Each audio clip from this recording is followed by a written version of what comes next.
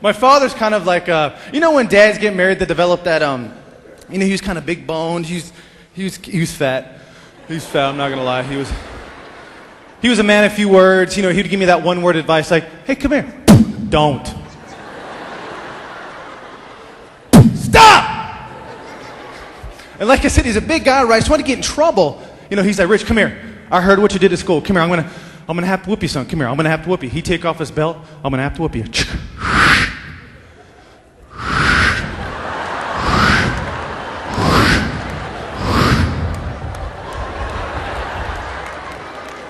Well, you gonna hit me? You gonna last with me? What's going on? One time he told me to be home at 3 o'clock right after school, and I got home at 7:30, and he was livid. I knew he was gonna spank me. So I was in my room, like, what am I gonna do? I gotta do something. He's gonna whoop me. So I grabbed a book, and I shoved it in the back of my pants. I was like, yeah, outsmart him. Gotta be careful though. It's one of those books that talks to you.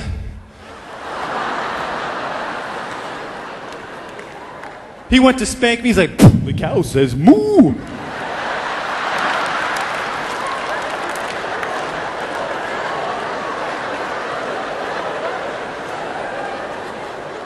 He hit me again. The donkey says, hee-ho!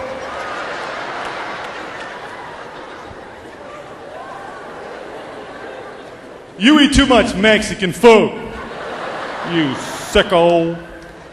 It is tough to be a Christian when I'm on the freeway, stuck in traffic. For some reason, I'm not a Christian when I'm on the freeway in traffic.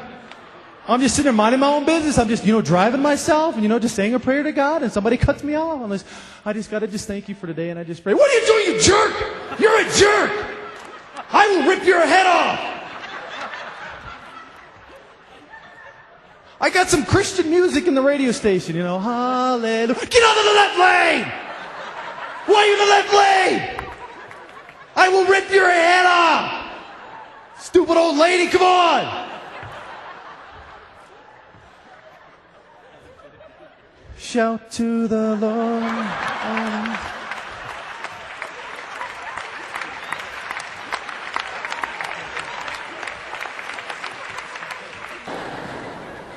My mother's a very devout Catholic too, very devout, which is great, but every year she would take our family to midnight service on Christmas Eve. Midnight service on Christmas Eve. See, I don't know what she was thinking, keeping a 9-year-old up 3 hours past his bedtime. Take him to a building where you're going to be completely quiet, and there's some guy up front going,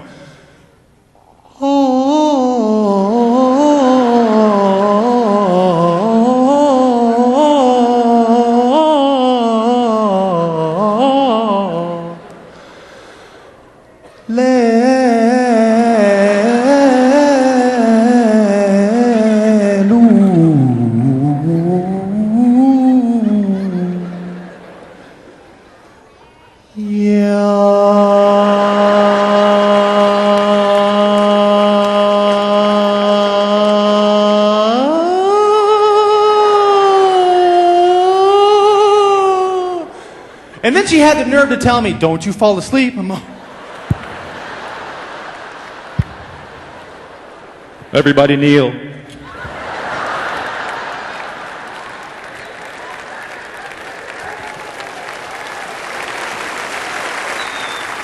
We were supposed to get married on May 22nd, but we got married on July 30th. Apparently, on May 22nd, the day before the wedding, we got into our only argument. We broke up right before the wedding. True story. Everything was all planned out. We broke up, and we decided, let's just take some time. And it was one of the saddest days of my life. But the good news was I saved a bunch of money on car insurance by switching to Geico. So that was good.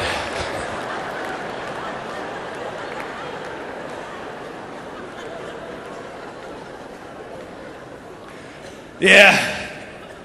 I've been married now 9 months. A lot of people ask me, how did you know she was the one? That's easy. She told me. Yeah. I dated one girl. She's Canadian. She's from Canada. She was hot. She was beautiful. I mean, she was like a 10. I mean, she was like a 10. Well, she's a Canadian 10. With the exchange rate.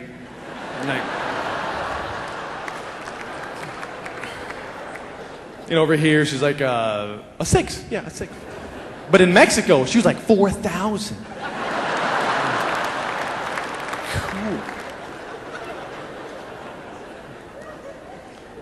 But I think when God was creating the woman, I think he was walking around going, what can I create that would confuse and baffle the man so much that his only choice would be to turn to me?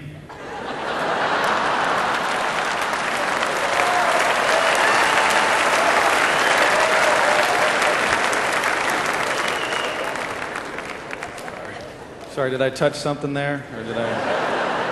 Everybody okay? I've been married 9 months now. I found out that one day we're going to be able to explore the surface of the sun. All we're going to have to do is send up 2 women in a rocket ship up to the sun, because it doesn't matter how hot it gets. One of them's always going to go, I'm cold. I'm cold. Are you cold? I'm cold. I'm cold for no reason. I'm just cold. No, shut up. What is it with you in the cold? We'll walk out of the house. We live in Colorado. My wife is like, should I bring a jacket? You should bring fire. Bring some malaria. Bring some flint and stones. We can just light up any time. Man.